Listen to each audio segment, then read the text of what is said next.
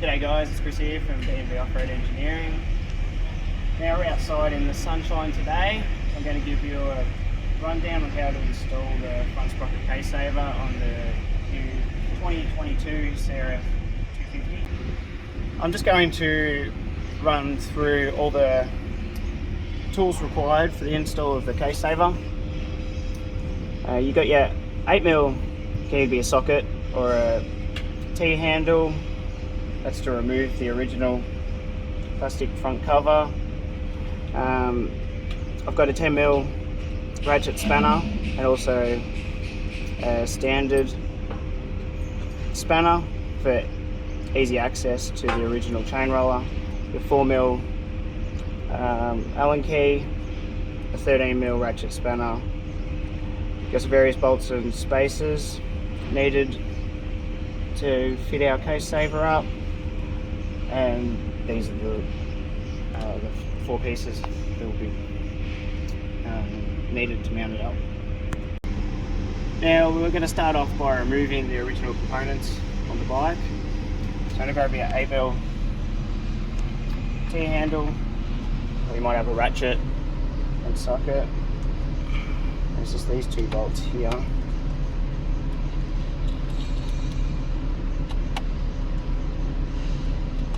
Once you've loosened them off, you've got this wire that is located in between these tabs on the plastic cover. Okay. Unclip those. Pop that off there. Take off the original aluminium case saver. The next part to remove is the chain roller up in here.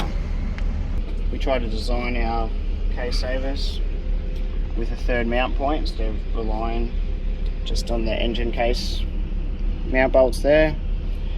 That way, if it's mounted up here also, any forward load, this should help triangulate it all, and yeah, it basically just shares it and not relying on those 2 front ones. If you get your ring spanner, you can reach through and get it onto the end of the hex bolt. It is fairly recessed into the chain roller. Even if you've got an offset ring spanner, that would work probably a little bit better and easier to reach in there, but this works. I usually get it started, and if you happen to have a ratchet spanner, this makes it so much easier just to move the rest of the bolt.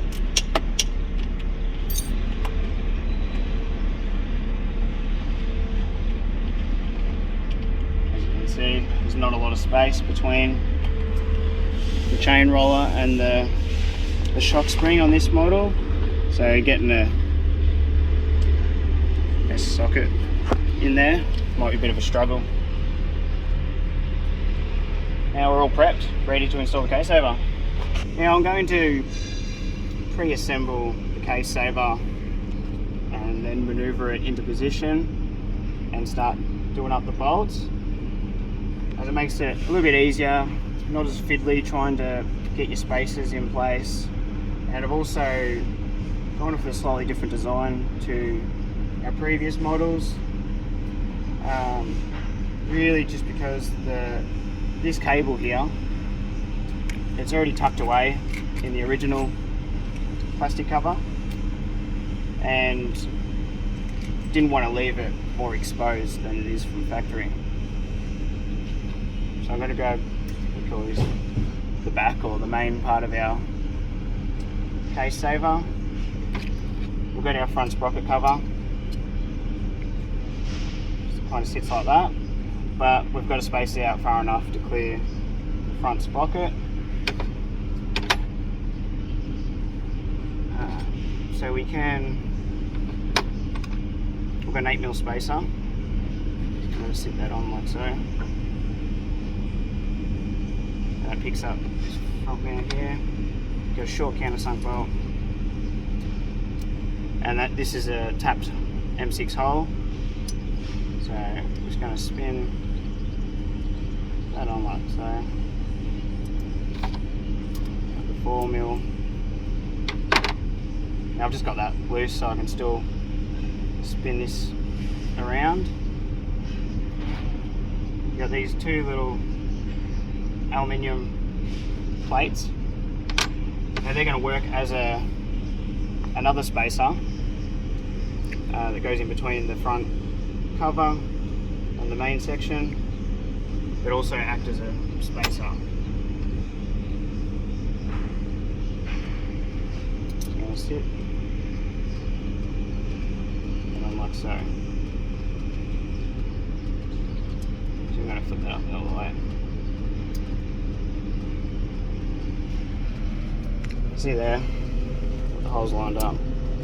Rotate this around, and the longer countersunk bolt that we supply will go into the top mount, and the 30mm countersunk will go in the bottom. That's how it should look. So with the stacked plates, essentially it's making this main section of the case saver like 12mm thick, but also it leaves this, once installed, it leaves this groove between these plates and the engine casing there, so this cable can be tucked in and still protected, so it's not getting blasted from debris off the front sprocket.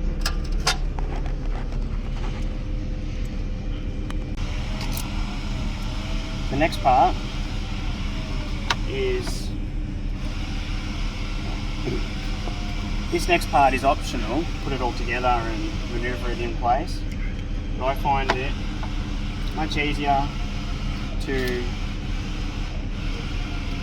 put this hex bolt through the case saver from this side. We've got another spacer, just slip onto that bolt, and then your chain roller also slip on there.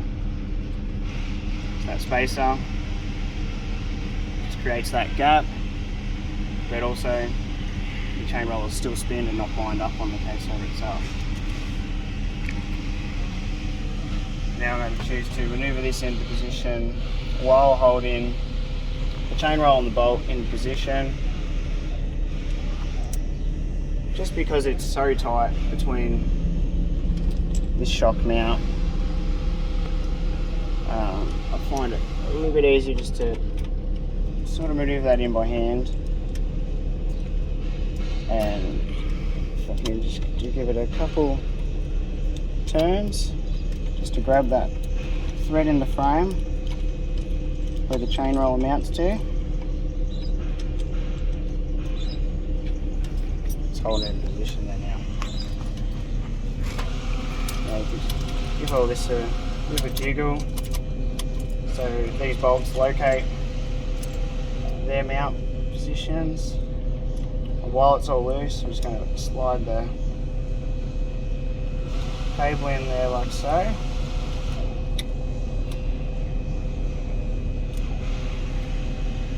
Now all you got to do is tighten everything up.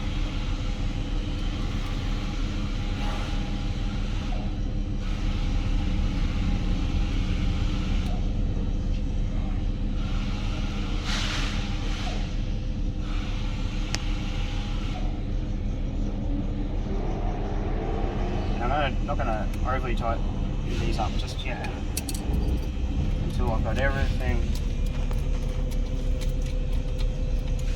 pretty much set. Double check everything's aligned, looking good, cables in position.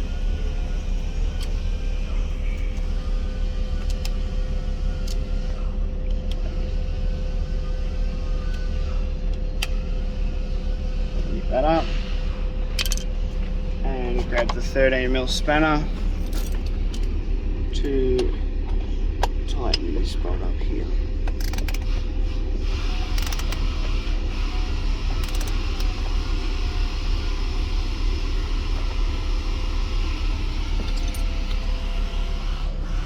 There you have it.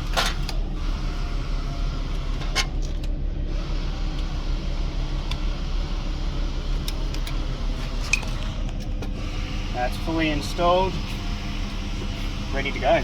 Thanks guys for watching. Hope you liked it, and keep an eye out for our next video.